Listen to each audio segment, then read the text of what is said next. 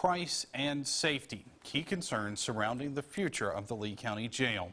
A consultant will now make recommendations about how county leaders should proceed with repairs, renovations, or a new facility altogether. WCBI's Allie Martin tells us about the latest development in this long and sometimes controversial process.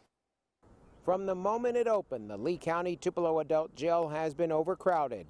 For years, Sheriff Jim Johnson has been outspoken about the need for a new jail and justice complex. The supervisors have nixed proposals for a new jail or renovating the current one.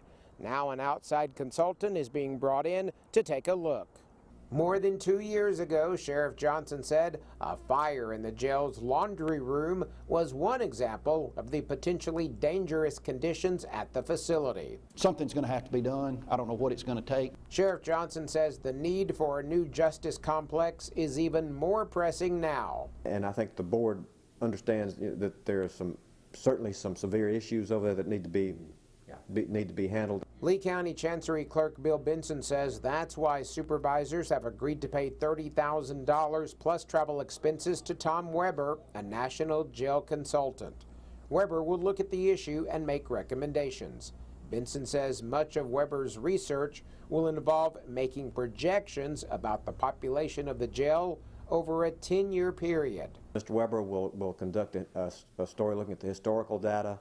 He'll also visit with all the chiefs in the local municipalities to determine if the facility was large enough, how many would they have held. But you can't plan for any type of facility without knowing how many people you're expecting to house. Sheriff Johnson was not available for an interview, but said in a statement he is glad the board is moving forward for a much-needed project.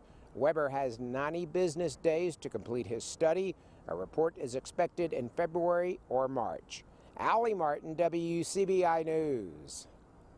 Once the recommendations are made, supervisors will decide whether to hire an architect to look at possible costs.